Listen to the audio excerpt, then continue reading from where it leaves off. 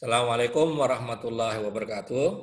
Waalaikumsalam. Waalaikumsalam warahmatullahi Teman-teman wabarakatuh. sekalian yang saya hormati, alhamdulillah nahmaduhu wa nasta'inuhu wa nastaghfiruh wa na'udzu billahi min syururi anfusina min sayyiati a'malina may yahdihillahu fala mudhillalah wa may yudlil fala hadiyalah. Asyhadu an la ilaha illallah wahdahu la syarikalah wa asyhadu anna Muhammadan abduhu wa rasuluh la nabiyya ba'dah. Allahumma shalli ala Muhammad wa ali Muhammad. Saya pada sore hari ini akan menjadi moderator untuk kegiatan kuliah Zoom yang insya Allah nanti akan diisi oleh Mbak Yuyun Khairunisa, istri dari Mas Rifki Harun, dan beliau akan menyampaikan materi autism the parenting. Seperti biasa nanti setelah ada presentasi dari Mbak Yuyun, mungkin terutama pengalaman-pengalaman beliau, karena beliau dikaruniai oleh Allah Subhanahu wa taala seorang anak yang luar biasa, Mas Noval, ya, yang autis, sama seperti anak saya di rumah, Nabil Fakih Mumtaz, dan kita diberi amanat oleh Tuhan untuk menjaga anak itu. Nanti beliau mungkin, dan kalau ada Mas Refli bisa bercerita kepada kita bagaimana indahnya, pernak-perniknya, hikmahnya, ibrahnya kalau kita dikaruniai anak autis. Buat saya yang paling kerasa itu sekarang adalah soal kesabaran. Saya sering bercanda sekarang, tapi kecandaan saya itu keterlaluan. Saya sering bilang ke orang bahwa kalau ente mau bikin saya marah, bikinlah seperti kalau anak saya sedang tidak kooperatif, sangat annoying kepada saya. Jadi levelnya itu harus luar biasa untuk bikin saya marah. Karena sudah terbiasa dengan hal-hal yang harus membuat kita bersabar.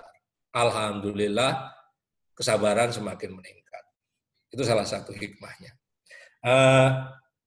Tapi sebelum sampai ke materi Mbak Yuyun, nanti cerita pengalaman ya Mbak Yuyun, saya mungkin memberikan pengantar dulu kepada teman-teman, karena saya tidak mau menduga, hampir bisa dipastikan sebagian orang itu sekarang, kalau ngomong autism itu mesti berkenyit. Autism itu apa? Karena jangan bicara orang awam, kalau mau cari dokter dengan spesialisasi autisme di Indonesia itu sekarang masih langka. Kalau dokter anak itu banyak ya Mbak Yuyun, tapi dokter anak yang spesialisasinya adalah anak dengan gejala autisme itu masih sedikit. Itu juga tantangan buat kita. Nah, sekarang untuk memfamiliarkan, saya akan berikan sedikit gambaran mengenai autisme ya. Jadi kalau Anda di jalan ketemu orang, ditanya, anaknya kelihatan berperilaku aneh, terus Anda bilang ke orang, anak saya autisme Bu. Mesti dia itu bingung. Ini apa? Kadang dikira seperti orang indigo ya. Mungkin Mbak Yun sering mengalami. Atau bahkan maaf sendikala, oh pengedan berarti bocai dan seterusnya ya. Nah itu karena itu saya perlu memberikan penjelasan umum dulu anak autis itu apa. Autisme ini sebenarnya secara umum sering disebut oleh orang dengan istilah spektrum tertentu. Karena kalau teman-teman dengar istilah autisme itu seperti sebuah payung besar. Di dalamnya, di dalam payung besar yang namanya spektrum autisme disorder, itu ada varian-variannya. Ada namanya Asperger, itu saya belajar karena saya harus mengilmui semuanya ya. Ada Rett syndrome, bahkan ada istilah autistik. Itu masing-masing punya simptom umum, tetapi harus hati-hati karena masing-masing satu dengan yang lain itu bisa berbeda. Misalnya, anak autis itu, ya, kalau dia gejalanya Asperger syndrome, kecenderungannya secara intelektual menonjol. Dia hanya terkesan seperti anak yang suka menyendiri, ya. Berbeda misalnya dengan anak Rett syndrome dan lain sebagainya. Kalau Rett syndrome itu misalnya di salah satu buku yang pernah saya baca, dia mengalami pematian rasa kalau mengalami gangguan fisik. Makanya nanti kan kita sering ya lihat anak autis itu kalau tantrum mukul dirinya sendiri, menyakiti diri sendiri ya Mbak Yuyun. Kalau anak Rett syndrome, kalau dia digigit ular tangannya, dia tidak akan merasa sakit. Itu salah satu gejala dari autisme, simptomnya. Jadi nanti Kalau saya jelasin, kalau autis itu payung besar di dalamnya ada varian-variannya dan masing-masing punya gejala umum, simptom umum. Nanti saya akan jelaskan simptom umumnya sedikit, sama yang lebih spesifik itu sendiri-sendiri. Itu satu. Yang kedua, sekarang ini autisme itu tidak main-main karena perkembangannya itu semakin melonjak. Data yang saya baru baca tadi, ya terutama di negara yang sekarang dianggap paling banyak anak autismenya, di Inggris sama di Amerika, data terbaru itu menyebutkan kalau di Amerika untuk setiap 150 kelahiran itu sekarang ada 1 anak autis. Di Inggris untuk setiap 100 kelahiran 1 anak autis. Dan rata-rata laki-laki. Juga laki-lakinya ganteng-ganteng ya Mbak Yuyun ya. Kalau Mbak Yun pergi ke tempat anak autis itu kita sering heran, wah itu anak ganteng-ganteng luar biasa. Ya, teman saya kan waspada kalau sekarang banyak serangan seksual juga kan juga harus hati-hati juga orang tua punya anak autis bagus-bagus. Jadi itu. Nah, yang ketiga mungkin ini nanti sebelum saya akhiri kan Mbak Yun nanti bisa cerita. Kalau orang bicara tentang autis, sebabnya itu sama seperti pengobatannya sampai sekarang. Para ahli itu berbeda pendapat. Sama seperti ulama ya, ada bersepakat dan berbeda pendapat. Ada yang mengatakan autisme itu karena soal genetik. Ada yang mengatakan karena terpapar oleh pestisida. Ada yang mengatakan karena pengaruh obat-obatan. Kalau ibu lagi hamil nggak bisa tidur, kalau mengalami yang nggak enak pada badannya, dia mengkonsumsi obat-obatan tertentu yang kemudian memicu yang namanya autisme. Ada juga yang mengatakan karena faktor lingkungan dan sebagainya. Yang jelas menurut para ahli, faktornya itu tidak pernah tunggal. Kombinasi dari berbagai faktor. Bisa tadi terpapar pestisida, bisa karena faktor genetik, bisa karena kena obat dan sebagainya. Itu dari aspek sebab. Sampai sekarang para ahli berbeda pendapat. Sebabnya berbeda pendapat, termasuk juga soal terapinya. Ada yang pakai diet, ada yang pakai obat, dan seterusnya. Nah, biar tidak berpanjang kata, untuk teman-teman sekalian, itu sekarang perhatikan. Kalau ketemu di sebuah lingkungan, ada anak-anak yang punya gejala-gejala seperti ini, tolong dimengerti jangan-jangan anak-anak itu adalah anak-anak dengan gejala spektrum autisme. Misalnya, Anda ketemu anak ganteng, menarik, cakep, diajak ngobrol, dia nggak mau melihat mata kita. Ya Mbak Yuyun ya. Dia menghindari eye contact. Itu tanda. Misalnya, kalau kita ketemu dengan anak yang melakukan gerakan repetitif, muter aja. Maju, mundur, maju, mundur, maju, mundur. Itu salah satu simptomnya. Misalnya kita ketemu dengan anak yang tiba-tiba lagi ngobrol, dia tangannya gini, itu namanya clap. Nah, itu ada yang punya gejala gitu. Itu enggak lagi zikir kayak sufi ya berarti gini-gini itu. Atau misalnya ekolalia, dia itu pakai bahasa planet. Kalau Nabil itu juga sekarang lagi seneng ngomong. Nah, itu namanya dia punya bahasa yang lain. Itu contohnya. Nah, simptom itu kemudian oleh para ahli, ini saya akan tutup di sini, disederhanakan menjadi 3. Jadi gejala umum anak autis itu ada 3. 1, dia punya kendala dengan kemampuan berkomunikasi.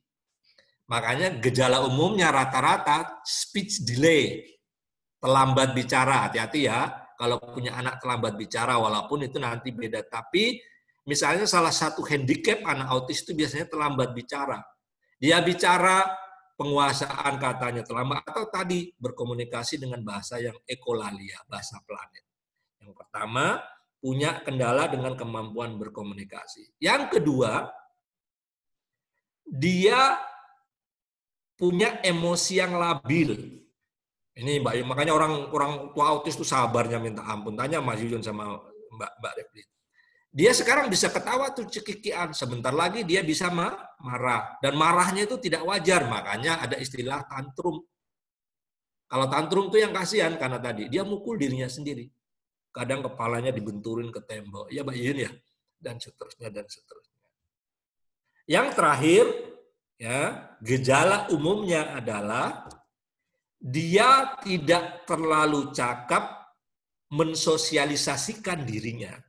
Makanya kalau Anda datang ke sekolah autis yang eksklusif, lucu. Di situ ada anak ganteng-ganteng kumpul, tapi mereka tidak saling menyapa satu dengan yang lain. Tadi disebutkan ya, kalau orang normal bercakap-cakap lihat mata, tapi kalau anak autis menghindari mata. Itu contoh bahwa dia punya kendala mensosialisasikan dirinya. Serawung sama orang itu tidak bisa. Ya, makanya ada yang mengatakan anak autis itu tidak seperti kebanyakan orang yang terobsesi kepada person, tapi terobsesi kepada benda. Kalau kita lihat orang cakep, kan kita pengen lihat wajahnya, matanya. Tapi kalau anak autis tidak.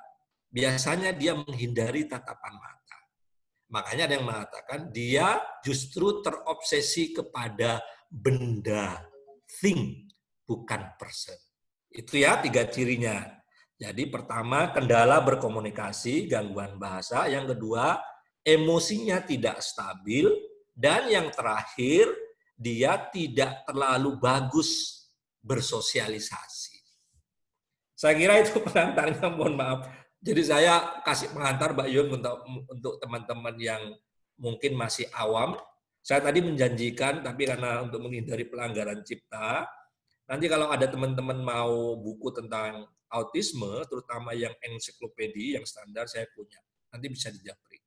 Saya persilakan Mbak Yuyun, monggo digunakan waktunya. Setelah itu mungkin kalau ada yang pengen sharing, pengen tanya, kita beri kesempatan. Monggo Mbak Yuyun.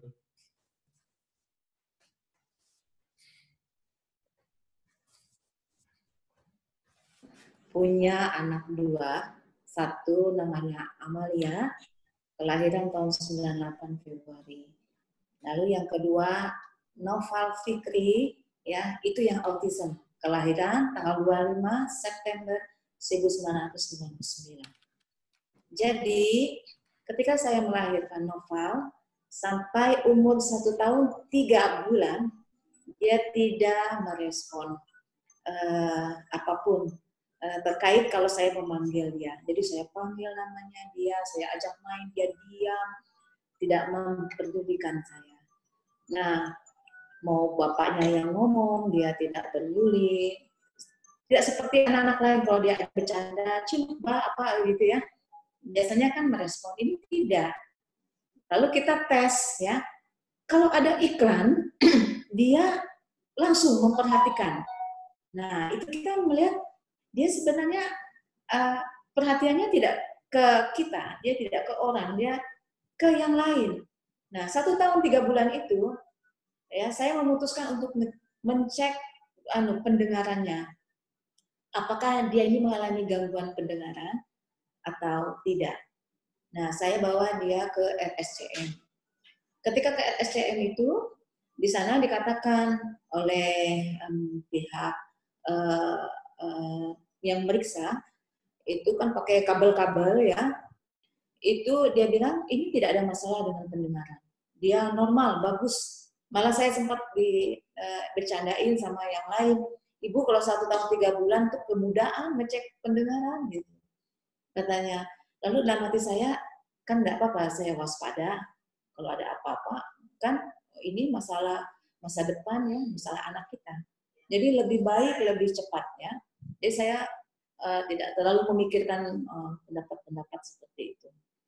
Lalu kemudian saya karena dia pendengarannya tidak apa-apa, saya pikir ini ada masalah ini ya.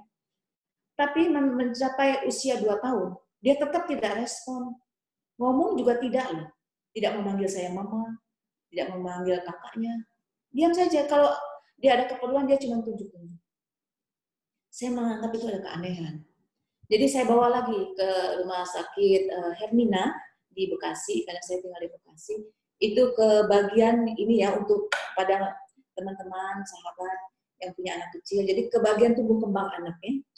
Jadi itu memang untuk anak-anak yang ada masalah, ke situ kita membawanya.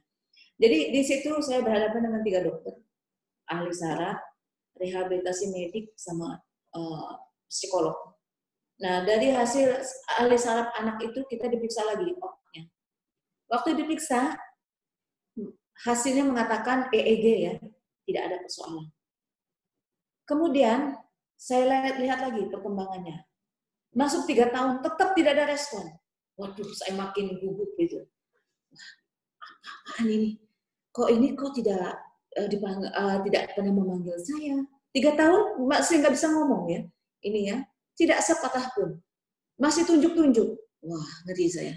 Lalu saya bawa lagi ke ke pusat kembang anak, ke dokter yang sama. Periksa lagi EEG-nya. Hasilnya nopal positif autism. Di situ saya merasa rasanya hancur sekali. Ya. Saya rasa shock gitu. Jadi saya gemetar ya waktu mendapatkan info itu.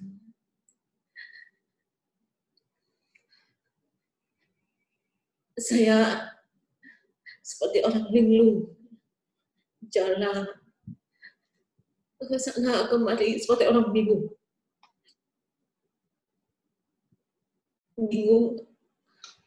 Tapi saya itu orang menghadapi dunia yang gelap sekali. Saya tidak cerita sama Pak Lepri ya, pada Abang. Karena saya itu tipikal yang begini ya. Kalau saya ada sesuatu masalah, saya tuh nggak langsung cerita sama Abang. Saya biasanya konsentrasi dulu. Karena saya itu selalu ingin pasangan kita itu berhasil ya, tanpa gangguan yang berat. Jadi saya biasanya konsentrasi dulu. Saya mencari kekuatan, energi, apa yang bisa membuat saya itu mendapatkan solusi untuk ini. Saya nggak cerita siapa-siapa, orang tua saya juga tidak, adik saya juga tidak. Saya memang tipikalnya memang begitu. Mungkin karena saya terbiasa mandiri, jadi saya keras sekali gitu untuk mencari solusi apa yang terbaik itu. Kemudian saya pikir nggak ada cara lain, saya harus kuat ya, apapun ya caranya saya harus kuat. Jadi saya tidak terlalu banyak menceritakan kesedihan gitu ya, baik ke siapapun. Tapi saya akhirnya cerita sama Pak Refli. Tapi tidak pakai mewek ya. Saya biasa saja cerita. Tapi pada sebenarnya saya sedih. Nah, kemudian sejak itu saya langsung membaca semua informasi mengenai autism. Saya sadar dia harus minum obat. Saya sadar dia harus diet. Itu yang paling berat adalah diet. Ya, kita itu gimana ya? Apa yang kita makan? Kita kalau beli makan pasti pengen makan enak. Tapi kita tidak bisa memberikan kepada buah hati kita. Itu rasanya dunia itu kejam sekali. Itu ya, kalau mau tahu perasaan seorang ibu ya. Ketika memberi diet kepada anaknya itu, dia ingin makan kue donat, dia ingin berbagi dengan anaknya. Tapi nggak bisa. Itu sangat menyakitkan. Sakitnya luar biasa. Jadi itu saya yang paling sakit itu ketika urusan makan. Ya, saya tidak bisa memberi apa yang saya makan kepada dia dan saya harus bekerja keras memasak itu berbeda. Jadi saya sebagai ibu muda ya, keluarga muda ya, kita itu kan sebenarnya dari segi ekonomi kan juga sebenarnya mengawali hidup itu kan berat juga, banyak yang kita pikirkan, ya, punya rumah, mobil, apalah semua kebutuhan pendidikan, kita juga ingin sekolah lagi, ada macam segala hal ya. Jadi ketika kita punya anak kebutuhan khusus, kita harus memikirkan banyak hal lagi. Siapa yang menjaga dia kalau umpamanya kita tidak ada di rumah? Lalu bagaimana kita menciptakan menu ganda Jadi seperti ada 2 dapur rasanya gitu ya. Kemudian kita harus memikirkan terapi-terapinya. Terapi itu ya kalau buat saya ya waktu itu ya berat juga sekali ya. Jadi harga biaya terapi itu ya memang sangat membebani secara keuangan. Jadi itu hampir sama ya, puncaknya itu hampir sama kayak cicilan mobil kijang kami gitu. Jadi suatu hari Pak Refli itu pernah bertanya, kenapa uangnya habis? Saya bilang ini golden age. Jadi kita harus berjuang habis-habisan untuk memperjuangkan Noval. Di usia muda itu, ya dia masih kecil lagi pembentukan semua karakter, segala hal. Juga sarafnya juga berkembang, juga attitude-nya. Jadi kita harus kejar-kejaran. Kalau dia sudah terlalu besar, susah mengendalikannya.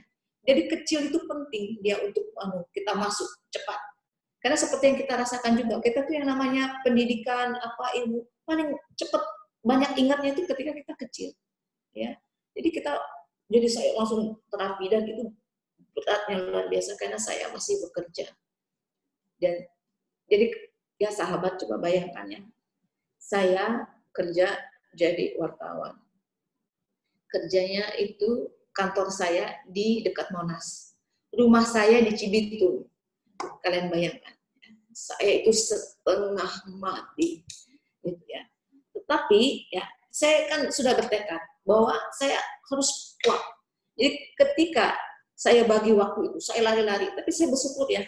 Dengan saya bekerja di wartawan, karena ini majalah. Jadi saya itu bisa membagi waktu itu sesuai dengan kebutuhan saya. Ya, kayak jadwal interview, segala macam, bikin tulisan, saya bisa lakukan di rumah. Tapi lari-larinya itu, dari Monas ke Cibitung itu nyaris nggak masuk akal sebenarnya. Tetapi saya jalanin itu. Kenapa? Ya karena, ya itu seperti ini, maaf ya, kita mengawali hidup ini kan tidak semua dalam kondisi yang bagus sekali. Kita itu kan mampunya beli rumah di Cibitung, kan kita nggak bisa membayangkan beli rumah di Jakarta, seperti umpamanya saya hari ini. Jadi saya antara semua itu, antara kebutuhan ini itu seperti kejar-kejaran begitu. Tapi itu, saya merasa bahwa saya harus kuat gitu. Nah, jadi Noval itu dalam perjalanannya mengalami banyak terapi. Jadi saya kalau sudah mengantarnya, kalian bayangkan ya, kalau saya sudah kerja, jadi yang mengasuh Noval itu saya kejar-kejaran. Jadi dia antar sampai mana, gitu. Saya jemput sampai mana, saya bawa terapi, pulang, saya itu bisa sampai malam. Naik kendaraan dengan memangku Noval di tengah naik ojek itu. Saya peluk sampai jam. Antara tempat terapi dengan rumah saya itu bisa sampai 1 jam. Kan tidak ada lagi yang lebih dekat dari itu. Jadi saya kalau malam-malam pulang kerja saya harus. Nah itu perjuangannya itu berat sekali. Nah Noval itu terapi umur 4 tahun, ya. Noval itu mulai menunjukkan. Jadi maaf ini, dia terapi umur 3 tahun ketika ditetapkan autism. Kemudian umur 4 tahun dia menunjukkan sesuatu yang menggembirakan. Dia bisa memanggil nama saya, Mama. 4 tahun ya. Saya surprise gitu ya. Wah, luar biasa. Di umur 4 tahun itu dia kemudian bisa baca tulis, kemudian bisa menghitung. Kemudian saya berpikir, berarti Noval ini saya kira di kelipatan 4. Ya, kelipatan 4 kayaknya dia ini melakukan perkembangan yang positif. Jadi saya tunggu dia. Oke, 4 tahun dia menunjukkan ini. Saya tunggu lagi Noval, kamu sampai umur 4 tahun yang berikutnya, kamu mau sampai di mana? Itu pikiran saya ya. Nah, saya kejar-kejaran terus, kita ya seperti saya bilang menghabiskan banyak sekali dana untuk terapi Noval. Nah, dia bisa baca, dia bisa tulis, dia melihat iklan, kampanye, pilpres, segala macam, ya. Tetap dengan keterbatasan komunikasi ya. Tapi dia tetap dia bisa tulis, dituliskan, dia baca, lihat, tulis, seperti memotret ya. Tapi saya tuh salut juga. Dia lancar sekali menulis, tapi ngomongnya enggak. Berhitung, kalau disuruh hitung-hitungan cepat ya, tapi ngomong enggak. Gitu. Nah, itu terjadi begitu terus. Jadi ketika umur dia 5 tahun, baru saya berani masukkan dia ke playgroup. Ingat ya, orang biasa 4 tahun playgroup. Dia 5 tahun. Kemudian 6 tahun dia TK. Nah, TK ini dia 2 tahun saya taruh. Ya. Jadi umur 7 tahun baru bisa masuk SD. Saya baru PD Noval ke SD kelas 1. Nah, ini saya beritahu. Ketika itu tahun berapa ya itu ya? 7 tahun berarti tahun 2006 ya, itu ya, sekitar 2006. Nopal itu SD. Terus terang saja, ketika itu tidak ada orang yang mengerti soal autisme. Saya stres luar biasa. Amel itu kita mulai belanja ekonomi kita mulai membaik terus ya. Kemudian Amel masuk Al-Azhar.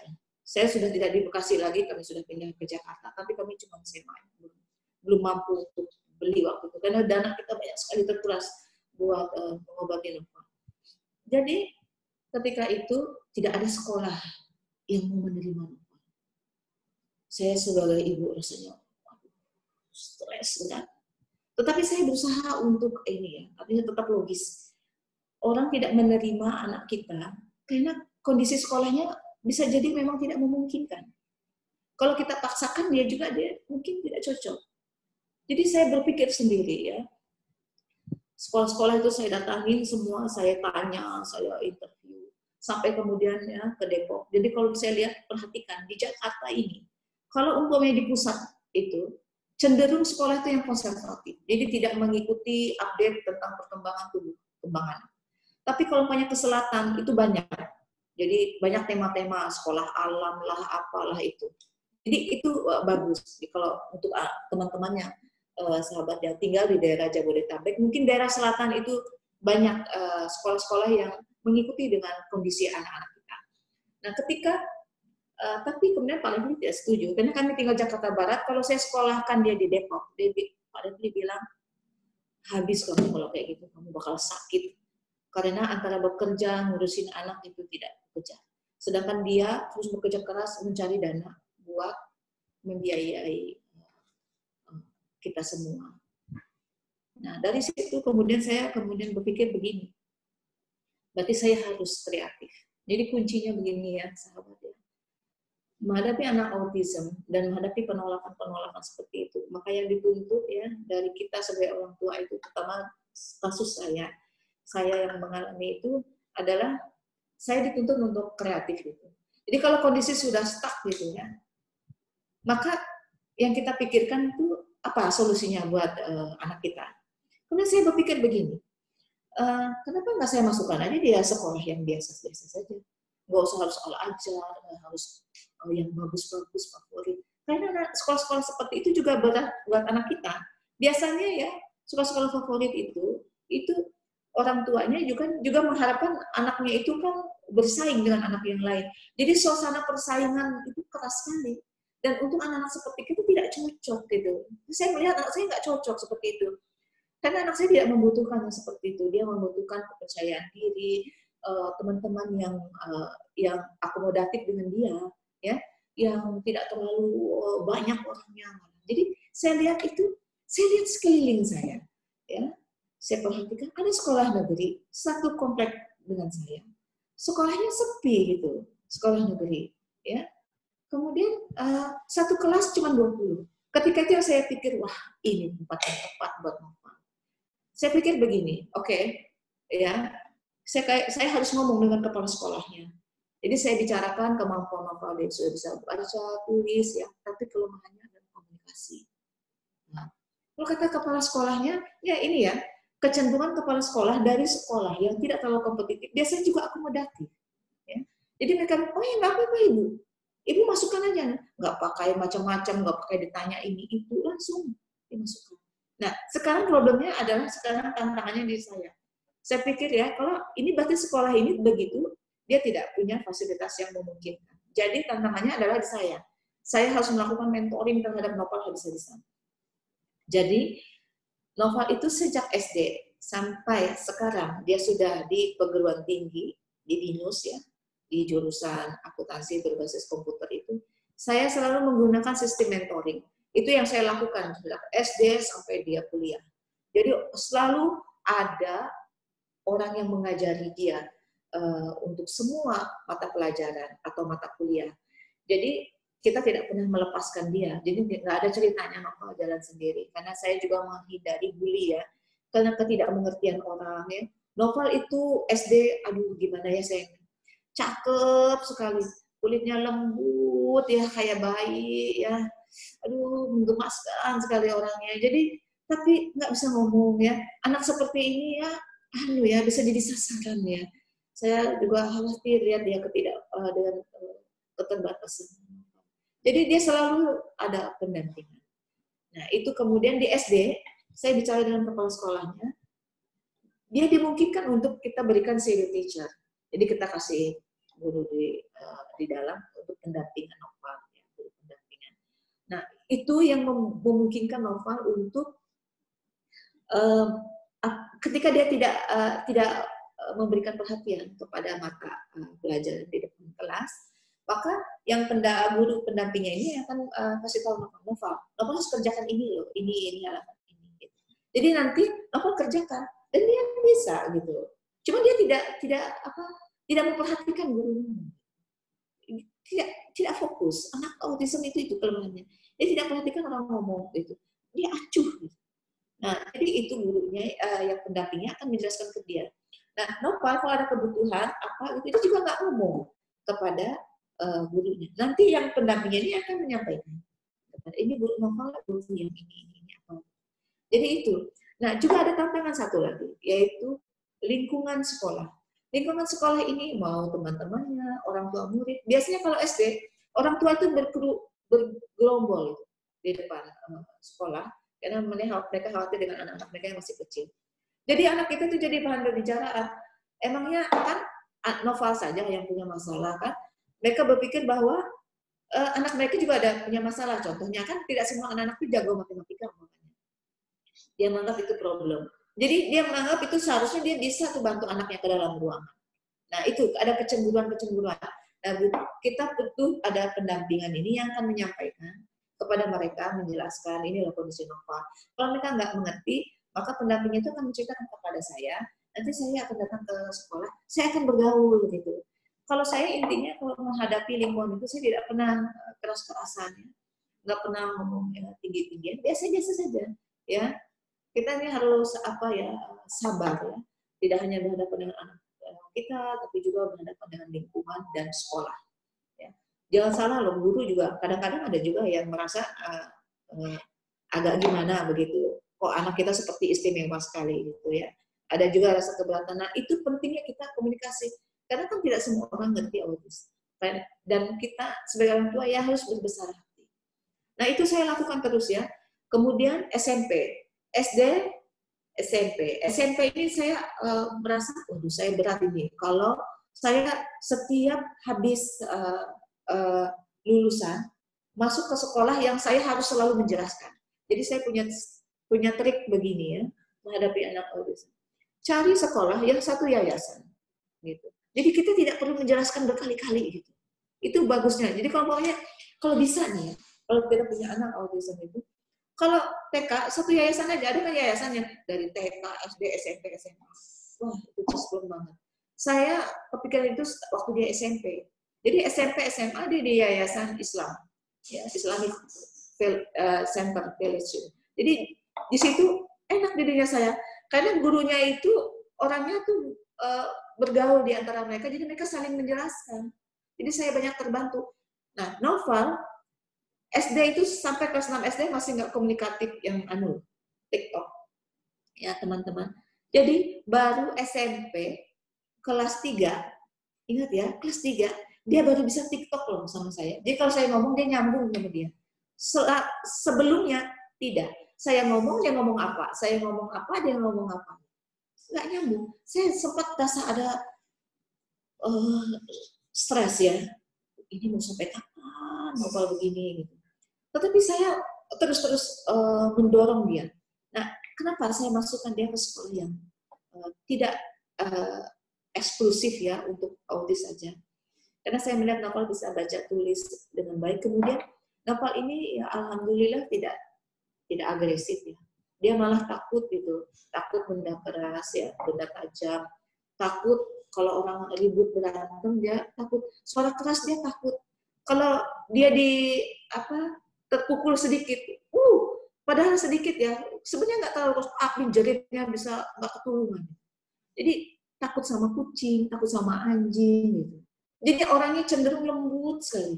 Nah itu, makanya saya itu meyakini dia bisa di sekolah yang umum dengan kecenderungan dia. Jadi dia tidak cenderung mengganggu anak-anak lain. Nah itu jadi akhirnya saya melihat dengan Noval bergaul dengan teman-temannya itu orang-orang. Nah, dia kan melakukan duplikasi, itu yang saya harapkan. Jadi Noval itu pelan-pelan melakukan duplikasi. Jadi setiap dia juga suka nonton YouTube ataupun lihat Google. Dia suka lihat di Google informasi-informasi apa. Itu saya lihat dia suka sekali menduplikasi kata-kata. Jadi kadang-kadang dia coba. Ini maaf ya, ini bukan sebelum orang ribut soal kampret dan cebong, Noval itu sudah ngatain dirinya sendiri kampret. Ya, dia bilang kampret gue gitu. Dia salah menggunakan kata kampret. Tapi kata kampret itu saya nggak pernah, kita ini kan satu keluarga nggak pernah ngomong-ngomong yang gitu-gitu ya, model-model gitu. Jadi ceritanya begini, suatu hari Noval itu kan sakit batuk. Jadi dia suka sekali buka kulkas minum minuman yang dingin-dingin. Nah, kata neneknya itu kan di bawah, dia di lantai 2. Neneknya itu kan sudah sepuh, sudah tidak bisa lagi lantai 2. Suka mendengarkan Noval tuh dari lantai 1, apa yang Noval lakukan. Jadi dia selalu ingat Noval tidak boleh minum es, tidak boleh minum dingin, Noval harus minum obat, karena Noval lagi flu dan batuk. Nah, untuk tahu Noval itu melanggar omongannya, dia dengarkan dari bawah, langkah Noval, menuju kulkas atau enggak gitu. Nah, ketika dia menuju kulkas, neneknya langsung di bawah langsung teriak, Noval nggak boleh minum es. Nah, gitu.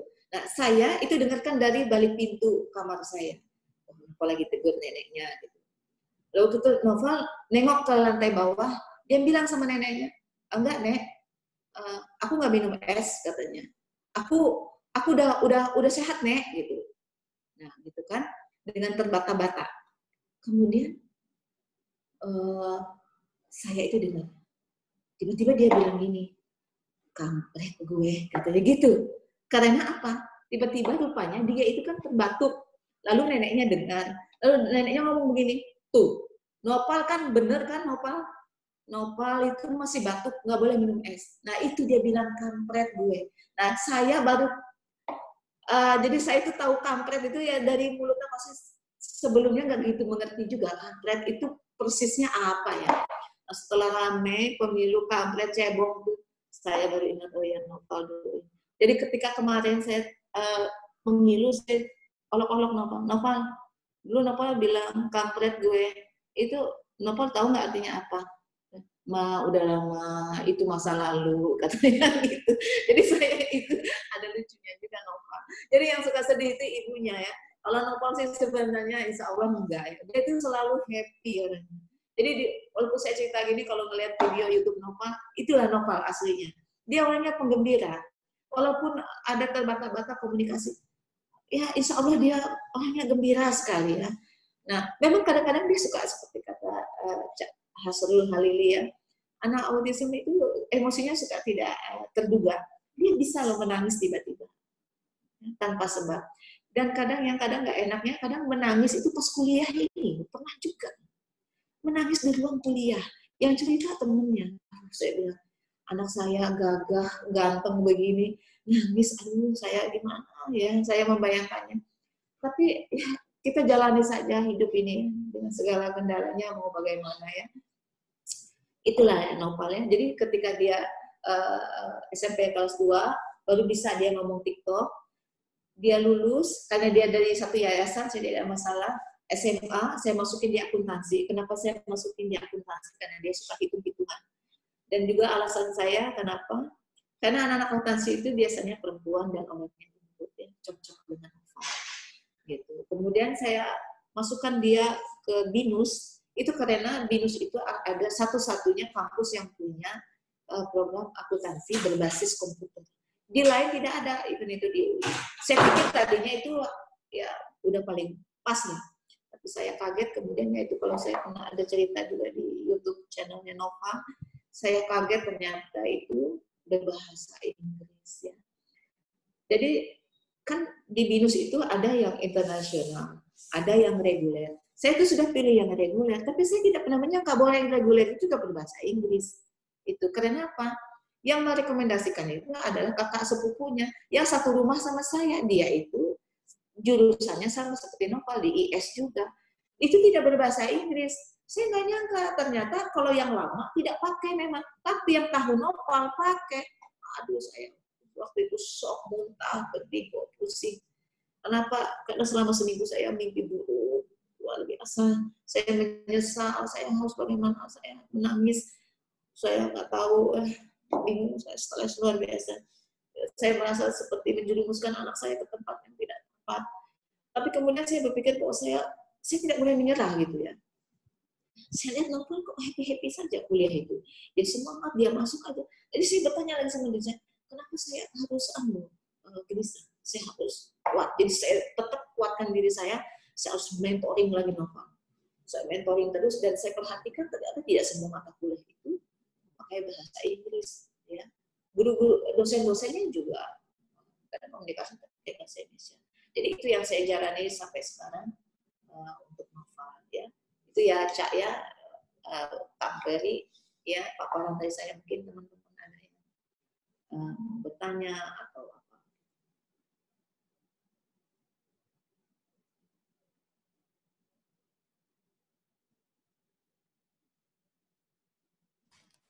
Halo. Ya, halo. Kedengaran ya Mbak suara saya? Ya, kedengaran. Terima kasih. Makasih Mbak Yuyun, luar biasa ceritanya. Tadi saya memberikan lambaran penjelasan umum tentang autisme kepada teman-teman dan sudah sangat luar biasa diperkaya oleh cerita-cerita Mbak Yuyun. Semoga ini semakin membuat teman-teman familiar dengan gejala autisme ya. Paling tidak tadi terkonfirmasi beberapa dari cerita beliau yang tadi saya sampaikan di depan yang menjadi penyederhanaan yang dikemukakan oleh para ahli tentang gejala umum anak autisme. Tadi soal misalnya adalah stabilitas emosi.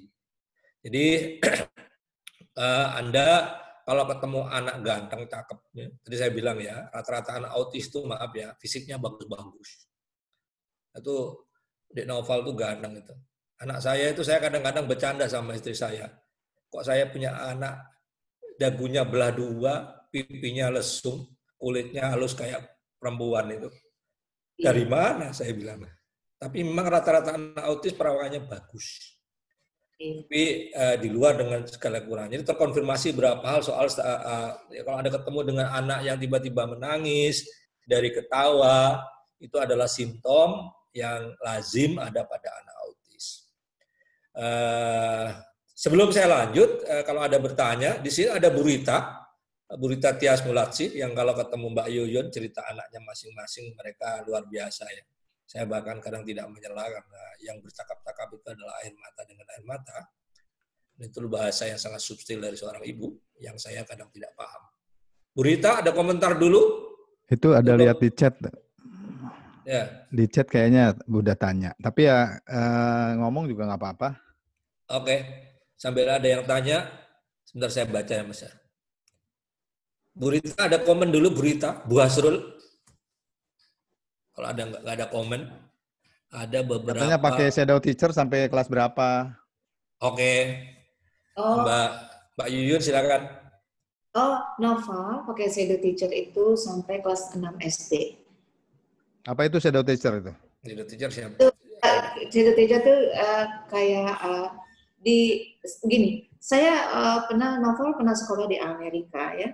Jadi ketika di Amerika dia juga pakai shadow teacher. Jadi shadow teacher itu guru bayangan kalau diterjemahkan. Jadi guru bayangan itu jadi seperti asisten guru ada di dalam ruangan, tapi khusus hanya buat anak kita saja.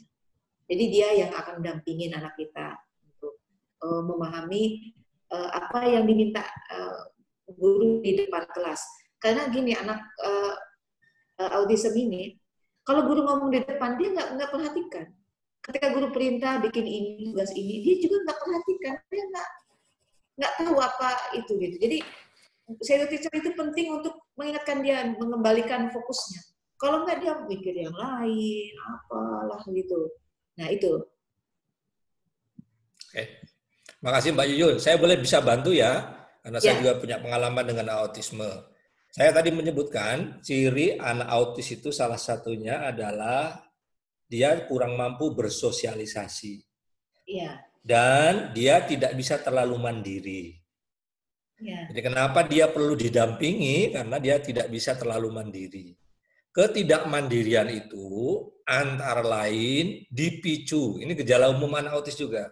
Mereka mengalami gangguan konsentrasi. Tadi Mbak Yun cerita di depan kelas, ya. Jadi kalau kita punya anak autis, dia bisa konsentrasi, ya. Lama itu luar biasa. Karena itu dia harus dibantu oleh seorang shadow teacher. Kadang-kadang dia harus bisa memprom istilahnya kalau ngajarnya Mbak Yuyun. Dan itu skill tertentu. Nggak bisa kalau orang sembarangan. Jadi ada orang yang belajar tekniknya. Tetapi perlu juga saya sampaikan, bahwa seperti yang saya sampaikan, anak autis itu punya masalah karena dia terobsesi kepada benda, bukan kepada orang seperti kebanyakan kita. Kadang-kadang itu membuat dia terlalu fokus kepada benda-benda tertentu, ya Mbak Yuyun ya. Makanya ada orang yang memperhatikan, kalau Anda ketemu anak yang lihat misalnya botol susu, diliatin sama dia dengan sangat detail sampai berjam-jam, kemungkinan anak itu autis. Tapi kalau lihat Mas Lakso misalnya ganteng, dia nggak tertarik, itu juga jadi ciri. Dia tertariknya kepada benda, bukan kepada person. Ya. Dia terganggu konsentrasinya, tetapi dia kalau sudah terobsesi kepada benda, dia bisa berjam-jam bersama benda itu. Itu yang menjelaskan kenapa kemudian butuh yang namanya shadow teacher. Nggak bisa dilepaskan sama sekali. Jadi Nova itu selalu belajarnya itu ganda. Itu. Saya melihat Nova itu semangatnya yang luar biasa dan daya tahannya itu sudah kelihatan dari kecil ya. Jadi semua pelajaran di sekolah itu kita mentoring lagi di rumah. Begitu juga kuliah sampai sekarang. Jadi ibaratnya kalau sekolah itu double, kuliah double. Itulah Nova. Tapi dia saya menganggap itu bagian daripada untuk menjaga dia ya, daripada dia bikin kemana ya yang nggak ada faedahnya. Kalau dia nampaknya bisa menerima itu ya, saya bersyukur alhamdulillah dia semangat gitu. Jadi itu yang selama ini saya lakukan dengan Nova, selalu mentoring, jadi double kuliah, double sekolah gitu. Itu. Oke. Mas Farouk? Iya. Ini bukan bermaksud lucu-lucuan atau negatif gitu ya. Saya sebetulnya dulu pernah merasa bahwa saya nih autis gitu, mungkin level berapa gitu ya.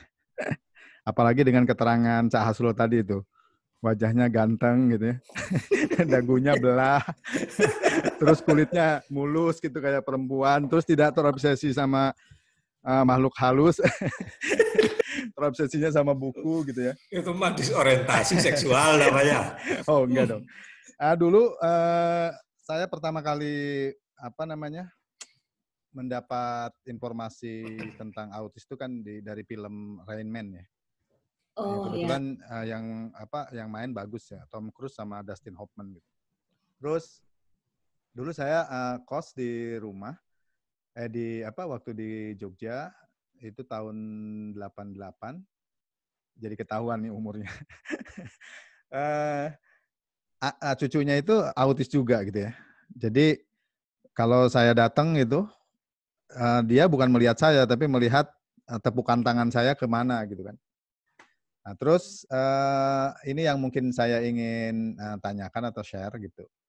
Apakah memang betul autisme itu punya, dalam tanda petik itu, punya kelebihan tertentu seperti dalam tanda petik jenius lah gitu kan. Kadang-kadang ada orang yang bilang bahwa yang namanya orang-orang penemu rumus-rumus kayak Einstein atau Stephen Hawking dan segala macam itu dia punya level-level autisme tertentu gitu kan. Nah kalau melihat anak-anak kita nih di keluarga KMFA ini sebetulnya betul nggak sih teori itu gitu bahwa memang ada kelebihan yang mungkin orang biasa gitu nggak punya gitu ya. Misalnya konsentrasi terhadap, kan kalau dilihat dari, ada filmnya kalau nggak salah siapa yang bunuh diri itu? Robin Williams. Ya Robin Williams itu kan ada juga tuh. Jadi orang misalnya menghitung itu dengan cepat. Kalau kelereng jatuh dari ember gitu kan, atau korek api batangnya itu bisa langsung tumpukan sekian itu jumlahnya sekian itu. Apakah Noval atau Nabil itu ada kecenderungan jenius seperti itu? Mungkin itu. Makasih. Silakan Mbak Yuyun. Kalau saya melihat Noval, menurut saya kalau jenius kayaknya enggak. Kalau menurut saya ya biasa saja Noval. Kalau Noval. Tapi itu udah pernah bilang kampret. Kan sekarang kan temennya ayahnya kampret. Iya benar, lucu loh. Kalau yang Pal, ingat nggak dulu Pak Lomba bilang kampret? Udah lama, itu masa lalu. Lucu banget gayanya ngomong itu ya. Gitu ya. Saya tuh sampai terus aja Novel itu buat kita di rumah. Kalau saya mungkin ya memang benar sedih, tapi kalau buat orang di rumah ini Novel itu selalu jadi tempat bercanda, bergembira, ceria. Jadi kalau tadi kembali soal jenius itu, saya terus terang kayaknya tidak melihat seperti itu. Walaupun Novel momennya memang kita kemarin ada cek lagu ya, kecepatan lagu nih ya. Nanti ada videonya. Jadi lagu itu ting tang langsung tahu lagu apa. Tang ting lagunya langsung tahu. Karena dia suka musik. Jadi dia dengerin tek langsung tahu. Saya aja masih membayangkan lagu apa ya yang diperdengarkan gitu. Baru intronya aja dia udah ngerti. Nah, karena dia suka. Tapi ketika ditanyain soal kepala negara, dia salah-salah. Kacau balau gitu. Karena dia tidak interest gitu. Nanti bisa dilihat di YouTube-nya. Itu aneh, bukan ngolok-ngolok soal perpolitikan kalau dia nyebut apa aja nama-namanya nanti. Tapi memang itu menunjukkan dia tidak interest dengan soal politik atau ketatanegaraan. Sebaliknya dia senang sekali sama musik, jadi dia apa aja soal itu dia langsung. Tapi ya gitu, jadi kalau ditanya apakah dia jenius, saya melihat Novel kayaknya enggak. Mungkin di wacana jenius yang seperti membuat teori apa hitungannya seperti apa kayaknya tidak. Tapi kalau ditanya bagaimana kan Novel itu orang yang sangat taat ya. Kalau saya menilai dia orangnya taat, belajarnya tidak ada capeknya, ya orangnya terus aja berjuang, struggle sekali orangnya. Dan tapi kalau soal jenius itu kayaknya enggak ya Kang Ferry ya, Novel biasa aja ya. Kalau soal nyanyi itu lebih bagusan Novel apa Refli kalau nyanyi? Novel itu gini, nih ya kelebihannya. Novel itu tidak pernah belajar musik. Tapi kalau orang main musik, intro, teng, dia tahu kapan masuk. Lalu kemudian ketika ada instrumen di tengah-tengah, walaupun instrumen itu tidak ada di dalam video klip aslinya, orisinilnya, orang bermain-main gitu, dia tahu kalau dia nggak boleh masuk menyanyi. Ketika selesai instrumennya, dia tahu kapan masuk lagi. Nah, insting seperti itu Novel punya, bapaknya tidak gitu. Nah, kalau Refli selalu kayak itu, nyanyi sama musik itu tidak pernah bisa nggak sinkron. Lalu saya bilang sama ayahnya, ya, yang namanya orang menyanyi itu yang utama penyanyinya. Kalau musiknya itu nggak sinkron, berarti yang salah musiknya. Tenang aja ya, nggak ada masalah. Karena yang namanya musiknya harus pandai mengiringi orang penyanyi, bukan penyanyi musik. Menghibur. Oke. Gitu. Saya bantu soal jenius ya Mas Faruk. Saya setelah anak saya itu didiagnosa autis, selain mengalami suasana-suasana psikologis sama seperti Mbak Yuyun ya, saya mengobjektifikasi perilaku saya mulai belajar untuk membaca banyak buku-buku. Salah satu memang yang sering jadi perdebatan kalau orang ngomong autis itu apakah kalau anak autis itu punya yang namanya kelebihan, terutama kecemerlangan di bidang otak. Jenius kalau istilahnya tadi. Itu hampir sebagian besar buku-buku tentang autisme yang pernah saya baca. Kalau mereka memberikan contoh, orang jenius dengan gejala autisme disebut namanya Einstein, disebut namanya Bill Gates. Kalau musik itu Tesla, siapa namanya. Dan bahkan saya punya koleksi video dari TED.com itu yang menunjukkan ada seorang anak autis yang ketika dia pertama kali diperdengarkan kepadanya not musik, dia ingat betul, dan not musik itu adalah not musik klasik, dan dia hafal betul, bahkan dia bisa melakukannya dengan sangat super cepat. Makanya kemudian ada orang yang menghubung-hubungkan autisme itu dengan gejala jenius. Tetapi itu memang ada, makanya saya pernah baca buku Mas Faruk, sayang ya kalau ada waktu kapan-kapan ada kesempatan saya akan jelaskan isi buku itu. Ada orang yang menyebut kapan seorang anak autis itu dianggap sebagai anak yang normal dalam performa kapasitas intelektual, istimewa, dan di bawah rata-rata orang normal. Ya. Termasuk buku itu juga mengkritik standar yang dibuat oleh kita, mengkategorisasikan anak autis dengan kelebihan. Ini sekarang banyak ya. Kalau teman-teman, ya karena saya itu orangnya suka baca ya, terobsesi saya baca. Misalnya gini Mas Faruk, sekarang itu, selain urusan jenius tadi, sudah mulai ada pikiran bahwa autisme itu tidak bisa disembuhkan. Dia hanya bisa dikondisikan. Karena itu sekarang ada aliran namanya neurodiversity. Kalau ada sekarang semakin banyak anak autis, jangan lagi berambisi untuk menyembuhkan. Karena dia sudah tidak bisa disembuhkan. Dia harus kita maknai sebagai model otak yang berbeda dengan otak yang selama ini dianggap sebagai otak normal. Karena itu dunia tidak boleh lagi berambisi untuk menyembuhkan dia, tetapi dunia ini spektrumnya harus dibuka supaya mulai mengerti rupanya ada tipe makhluk baru dengan spesies otak yang berbeda. Dan dia perlu diakomodir. Jadi nggak terlalu relevan sebenarnya bahwa kalau ada kasus anak-anak yang sangat jenius, ada juga yang extreme saver, Mas Faruk. Makanya tadi saya mengatakan di depan, kalau autisme itu adalah sebuah payung besar. Kalau Mbak Yuyun tadi bilang, Ananda Noval itu sensitif. Kalau kena dikit, dia sakit. Berarti beliau itu bukan anak dengan tipe Rett syndrome. Autis ya, tadi saya menyebutkan ada anak autis kalau dia Rett syndrome digigit ular dia nggak kerasa. Itu juga disebut sebagai salah satu bentuk dari autisme. Itu Mas Faruk. Jadi memang itu ada perdebatan. Hanya saja mungkin begini ya. Kalau kita buka YouTube itu ada seorang pakar kalau nggak salah di bidang dunia kehewanan namanya Temple Grandin. Temple Grandin ini dulu didiagnosa sebagai orang yang ketika kecil autis, dia sekarang jadi ahli di bidang dunia perhewanan, peternakan kalau tidak salah. Yang membuat pidato yang memukau, salah satunya dia sebenarnya mengkampanyekan supaya sekarang negara itu mulai menyediakan di Amerika fasilitas-fasilitas pekerjaan untuk anak-anak yang berkebutuhan khusus atau punya otak yang berbeda seperti anak autis. Salah satu di antaranya tadi disebutkan, anak autis itu memang susah kalau disuruh berkonsentrasi ketika berbicara dengan orang lain. Tetapi ketika dia mulai fokus sendiri, dia bisa sangat intens terhadap sesuatu. Ya, itu betul. Makanya kan tadi lucu. Kok bisa kalau di depan kelas dia nggak perhatian, tapi suruh dia sendiri belajar.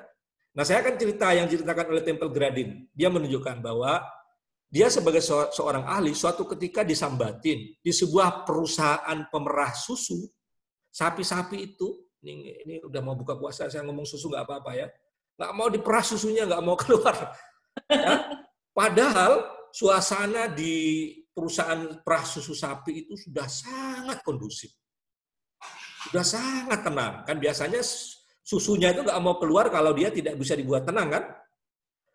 Tetapi anehnya sapi-sapi di tempat itu tidak mau mengeluarkan susu seperti mogok. Mereka bingung. Lalu dipanggillah Tempel Grandin yang dulu dia adalah anak autis dan punya yang namanya ketelitian dalam melihat situasi. Datanglah Profesor Tempel Grandin ke tempat itu. Ketika beliau datang ke tempat itu, beliau duduk, menyaksikan di situ, dia bilang, oh saya tahu jawabannya. Jadi orang Amerika itu kan kadang-kadang nasionalismenya oke lah ya. Di perusahaannya dia dikibarkan bendera. Jadi rupanya di perusahaan itu, di dekat pintu tempat pemerahan sapi susu itu, ada bendera. Nah bendera ini kan kalau kena tiupan angin kan bergerak ya. Terus kalau bergerak dia kan suka ada suaranya. Nah, Tempel Grandin bilang begini, Anda mau taruhan dengan saya. Tolong turunkan bendera itu. Saya pastikan besok sapi-sapi itu susunya akan keluar. Ajaib. Setelah itu dilakukan, memang iya. Rupanya orang tidak menyadari, ya karena tidak seteliti orang autis seperti Tempel Grandin, bahwa angin yang membuat bendera berkibar itulah yang menyebabkan. Kemudian sapi-sapi di perusahaan susu itu tidak mau diperah susu. Itu Mas Faruk. Jadi itu memang itu yang sekarang itu saya excited ya, selalu kalau bicara tentang autisme dari aspek sains atau ilmu pengetahuan, soal jenius, soal kategorisasi. Bahkan sampai sekarang kan mereka berdebat asalnya dan terapinya. Tadi Mbak Yuyun mengatakan beliau pernah mencoba metode diet. Orang sekarang mewacanakan gluten free, casein free. Jangan makan yang manis-manis ya Mbak Yuyun ya. Nggak boleh makan roti. Saya dulu setengah mati. Tapi ya ampun ternyata kita setengah mati, saya nggak kuat, keluarga sekeliling nggak kuat. Di rumah dia di diet, di luar karena dia anak manis dikasih permen sama orang. Dan kita nggak mungkin menolak, itu tantangannya dan seterusnya. Jadi itu Mas Faruk, jadi memang dari aspek kajian ini menarik ya, termasuk kajian kepada ini, Cak, ada izin tambahan katanya dari Mbak Rita. Ya silakan. Izin tambahan sedikit ya Mas Ferry, dari buku yang saya baca dan pengamatan, autisme memiliki spektrum yang beragam, dari yang IQ di atas rata-rata atau jenius sampai yang di bawah rata-rata. Diyakini kekuatan mereka ada pada kekuatan visual, sehingga ada yang bisa melukis sebuah kota dengan detail setelah melihat sekilas pemandangan dari udara. Sebagaimana novel bisa menulis lengkap dari iklan atau baliho-baliho atau spanduk yang baru dilihat. Saya juga dulu punya satu talent, waktu saya masih punya penerbitan di Pogung itu ada satu ilustrator, dia misalnya diliatin satu foto gitu ya, terus sama dia dibalik langsung bisa ngelukis persis. Jadi fotografik sense-nya sangat kuat sekali gitu loh. Nopal itu pernah dulu saya ikut terapi katanya otak tengah. Jadi yang ikut dia, Amel sama ada saudara-saudara sepupu-sepupunya. Kita pengen menguji kemampuan otaknya. Dari semua sepupu yang seumuran sama dia. Dan hasilnya Nopal tuh yang paling terkuat. Artinya waktu itu otak tengah kan mata tertutup suruh baca gitu, dan mata tertutup dengan menggunakan indera penciuman. Entah saya nggak ngerti apa yang terjadi, yang pasti Nopal tuh paling tajam. Baca mata tertutup, kemudian dia itu. Jadi yang begitu-begitu tuh kok tajam sekali dia. Saya boleh tanya nggak, dari pengamatan itu gini kan, kemudian sudah mempolakan kan, kelebihan-kelebihannya di sini, ada ini nggak, ada pikiran misalnya ini harusnya memang dikemanakan gitu kan, saluran bakatnya, atau mungkin pelayanannya nanti itu, ya saya nggak tahu juga nih, saya belum banyak baca juga, belum banyak memperhatikan apakah autisme itu bisa mandiri nantinya gitu. Nah itu, kalau dari saya ya, terus terang saja saya sama ayahnya ini masih belum tahu bagaimana cara membuat Nopal mandiri, ya. Karena Nopal itu ya itu masih takut anjing, takut kucing, ya gimana ya?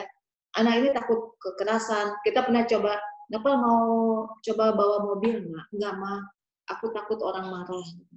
Kenapa orang marah ya? Kalau bawa nabrak gitu maksud dia. Nanti orang marah. Dia takut bikin orang jengkel, kesal itu dia. Jadi orangnya cenderung sebenarnya empati ya Nopal itu kalau menurut saya. Contohnya gini ya, kalau saya negur kakaknya, padahal bukan marahin, kita kan anak mengajari anak kita kan dengan semangat gitu. Nopal tuh kadang-kadang tidak tahan dengannya. Sudah lama, biarin aja. Udah biarin aja mah gitu. Jadi dia berempati gitu. Ya, karena dia tidak suka kita memarahi orang lain dan suara keras apa gitu. Ini komen terakhir Yun, Cak Hasrul. Apakah mereka juga punya konsep atau kenal konsep misalnya ini ayahku, ibuku, ini nenekku, ini adik, kakak atau apalagi keluar gitu ya. Misalnya nanti hubungan pacar, istri gitu, suami apa ada? Ya, saya bantu jawab Mbak Yun. Tadi kata kuncinya pola Mas Ferry. Jadi anak autis itu kalau saya baca di buku-buku, dia itu di Jogja udah ada ya, enggak apa-apa. Silakan yang mau buka puasa. Jadi saya sebut pola. Jadi gini, anak autis itu banyak orang bilang dia spontanitasnya kurang. Jadi mekanik, Mas Farid. Nah kalau mekanik itu kan memang berpola. Ketika dia berpola supaya menjadi teguh, maka dia di-reinforce, diulang.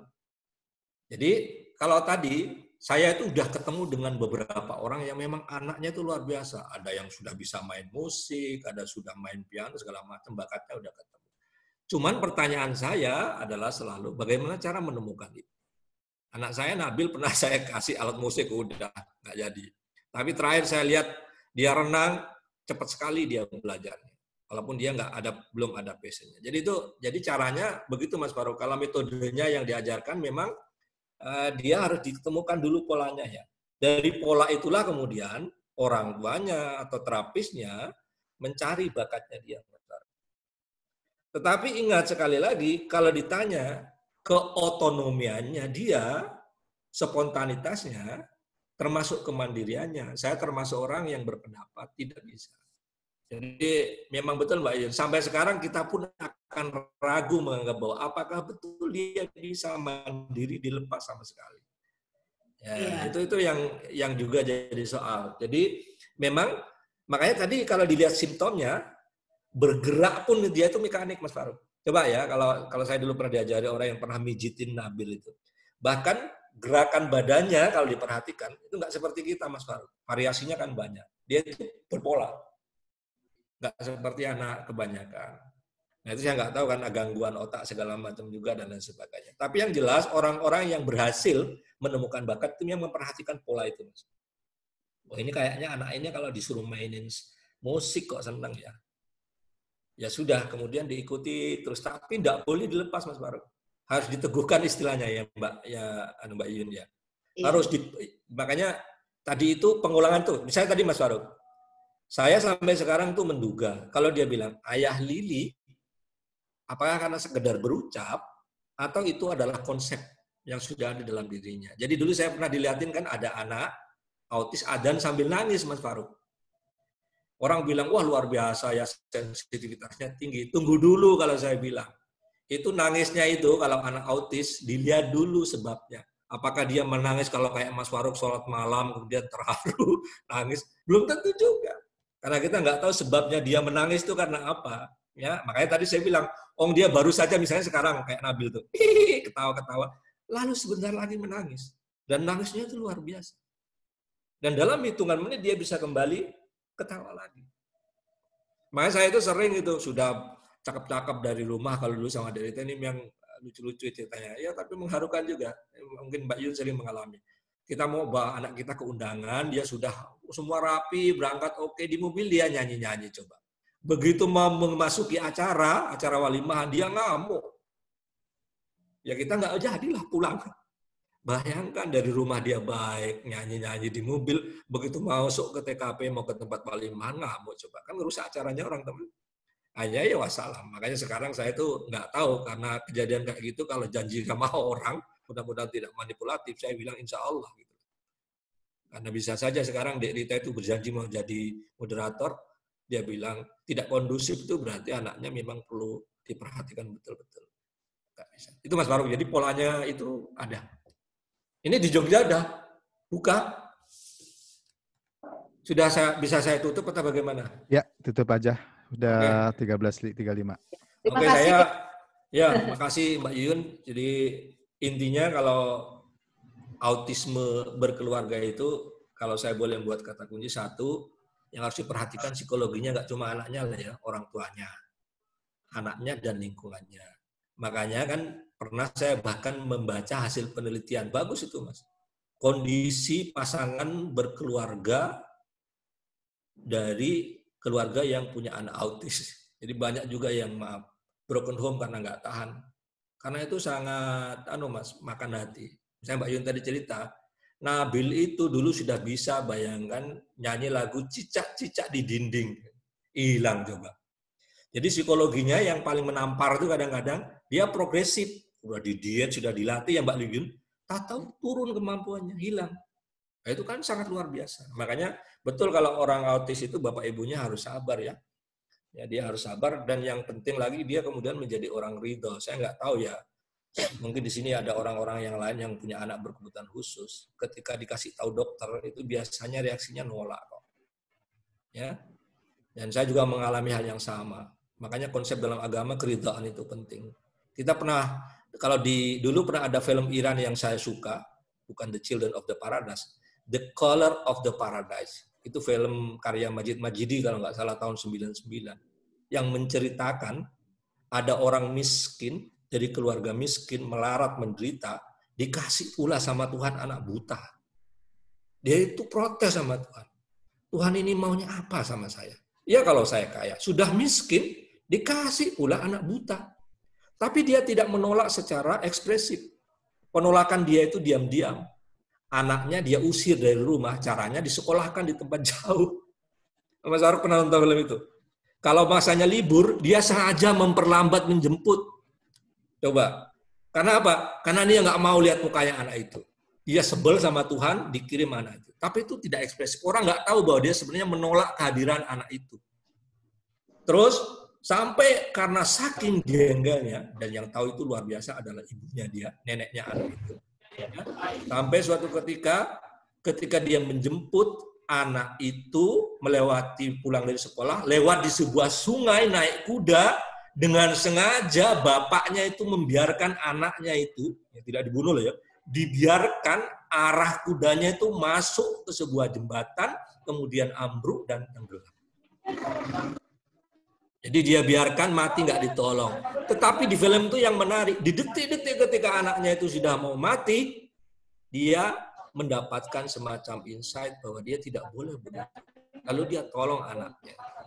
Itu kalau kita pernah nonton film The Color of the Paradise yang dibuat oleh Majidi tahun 1990. Jadi itu makam dari ridho menjadi sabar itu memang ujiannya. Yang kedua adalah soal anaknya dan fasilitas. Ini saya udah bilang tadi ya, kalau Temple Grandin harus diakui Mas. Seperti Mbak Yuyun tadi bilang, mahal Mas pembiayaannya anak orang. Iya. Itu orang semua ngeluh itu. Saya punya tetangga, ya Allah, orang nggak mampu. Dia cuma bingung kalau lihat anaknya itu jeduk-jedukin kepala ke tembok. Tapi dia mau terapi, mau bawa ke dokter itu mahal. Maka itu negara perlu intervensi dalam soal-soal seperti ini. Sama yang terakhir adalah lingkungan. Mudah-mudahan kita terus mensosialisasikan kepada orang. Jadi sekarang itu bisa nggak kita mulai mengatakan kalau ketemu orang, kenapa kok anaknya nakal? Ya bukan nakal Bu, ya anak autis. Orang itu nggak mengernyitkan dahi atau mulai mengerti. Oh anak autis ya, saya mengerti. Saya kira itu mudah-mudahan bermanfaat. Terima kasih Mbak Yuyun, terima kasih Mas Faruk, terima kasih teman-teman sekalian. Selamat berbuka puasa, banyak-banyak berdoa, waktu ijabah. Assalamualaikum warahmatullahi wabarakatuh.